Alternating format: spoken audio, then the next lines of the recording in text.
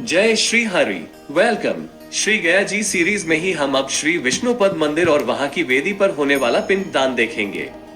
फल्गु नदी के किनारे पिंड दान करके हम श्री विष्णुपद मंदिर जा रहे हैं। पितृपक्ष में भीड़ की वजह से पंडित जी ने संकल्प के साथ पिंड फल्गु जी के किनारे ही बनवा दिया था। अब केवल विष्णुपद वेदी, षोडश वेदी और अक्षयवट में पिंडदान करना है। विष्णुपद मंदिर का एक विशेष महत्व ये है कि यहाँ पर सूर्य ग्रहण या चंद्र ग्रहण का कोई प्रभाव नहीं होता। ना तो यहाँ सूतक होता है, ना तो मंदिर के कपाट बंद किए जाते हैं, क्योंकि ये विष्णुपद वेदी है। यहाँ पे स्वयं भगवान विष्णु के चरण कमल है। ग्रहण काल इस मंदिर में पिंड दान करना और भी अच्छा माना गया है। ये सनातन परंपरा हजारों सालों से चली आ रही है, जब बहुत से आज के नए धर्म होते भी नहीं थे। तो चलिए वीडियो आगे देखते हैं और जानते हैं कुछ ऐतिहासिक बातें।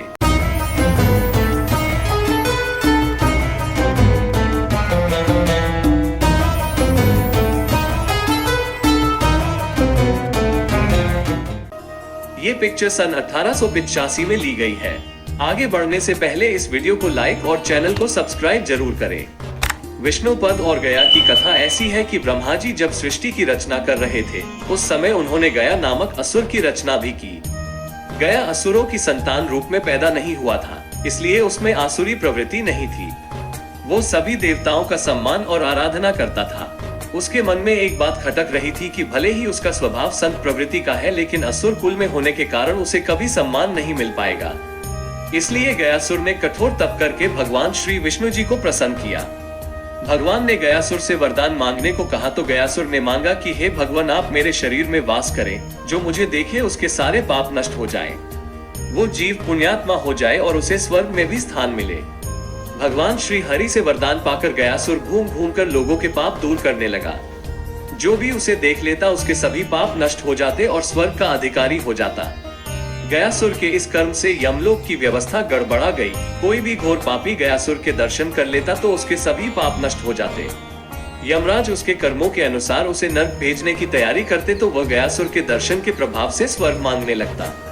धर्मराज ने ब्रह्मा जी से कहा कि अगर गयासुर को अभी न रोका गया तो आपका वो विधान समाप्त हो जाएगा जिसमें आपने सभी को उनके कर्मों के अनुसार फल भोगने की व्यवस्था दी है। पापी भी गयासुर के प्रभाव से स्वर्ग भोगने लगते हैं। ब्रह्मा जी ने उसी समय उपाय निकाला और गयासुर से कहा कि तुम्हारा शरीर सबसे अधिक पवित्र है, इसलिए मैं तुम्हारी पीठ पर बैठकर सभी देवताओं के साथ यज्ञ करूंगा।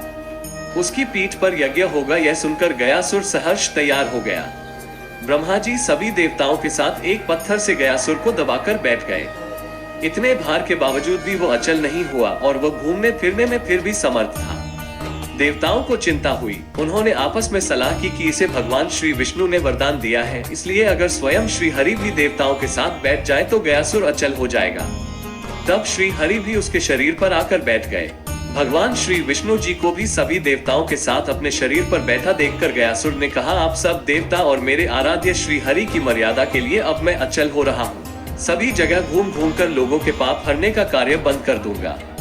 लेकिन मुझे श्री हरि का आशीर्वाद है, इसलिए वो व्यर्थ नहीं जा सकता। इसलिए श्री हरि आप मुझे पत्थर की शिला बना दें और यहीं स्थापित कर दें। भगवान श्री हरि उसकी इस भावना से बड़े खुश हुए। उन्होंने गयासुर से कहा, अगर तुम्हारी कोई और इच्छा हो तो मुझसे वरदान के रूप में मांग लो। गयासुर ने कहा, हे नारायण, मेरी इच्छा है कि आप सभी देवताओं के साथ अप्रत्यक्ष रूप से इसी शिला पर विराजमान रहें और यह स्थान मृत्यु के बाद किए जाने वाले धार्मिक अनुष्ठानों के लिए तीर्थ स्थल बन जाए। भगवान श्री विष्णु ने कहा, गया तुम धन्य हो। तुमने जीवित अवस्था में भी लोगों के कल्याण का वरदान मांगा और मृत्यु के बाद भी मृत आत्माओं के कल्याण के लिए वरदान मांग रहे हो। तुम्हारी इस कल्याणकारी भावना से हम सब बंध गए हैं। तब भगवान श्री हरि ने आशीर्वाद दिया कि जहाँ गया स्थापित हुआ वहाँ पितरों के श्राद्ध तर्पण आदि करने से मृत आत्माओं को पीड़ा से मुक्ति मिलेगी और यह क्षेत्र गया तीर्थ नाम से विख्यात होगा। मैं स्वयं यहाँ विराजमान रहूंगा। जिस जगह पे भगवान श्री नारायण का चरण कमल गयासुर के शरीर के ऊपर रखे पत्थर पे था, उस जगह को विष्णुपद वेदी कहा जाता है और वो बसोल्ट पत्थर आज भी वही स्थित है। कहते हैं कि गयासुर ने धरती के अंदर से ही भगवान से भोजन के लिए प्रार्थना की। तब भगवान ने वरदान दिया कि हर दिन यहाँ कोई ना कोई भोजन अवश्य देगा। इसलिए ही फल्गु नदी के किनारे रोज एक चिता जरूर जलती है और रोज एक पिंडदान भी जरूर किया जाता है। जिस दिन ऐसा नहीं होता उस दिन यहाँ के पंडित एक पुतले का शवदाह करते हैं और खुद ही एक पिंडदान करते हैं। विष्णुपद मंदिर के प्रांगण में ही एक चिरकल से स्थित अक्षय वट का वृक्ष भी है, जहां विष्णुपद वेदी के बाद पिंडदान किया जाता है। एक अक्षयवट वेदी मंदिर से थोड़ी दूर पर मंगला गौरी मंदिर के पास भी है। मंदिर और अक्षयवट के बीच में ही षोडश वेदी या 16 वेदी भी है, जहां पितृन के निमित्त पिंडदान किया जाता है। षोडश वेदी में रुद्रपद, ब्रह्मपद, सूर्य, कार्तिकेय, इंद्र, अगस्त्य, गणेश, चंद्र, मातन, कश्यप, गजकर्ण पद आदि 16 वेदियां हैं। इस वीडियो के बाद सीता कुंड, प्रेतशिला या धर्मशिला पे हुए पिंडदान की वीडियो देखने के लिए चैनल सब्सक्राइब जरूर करें।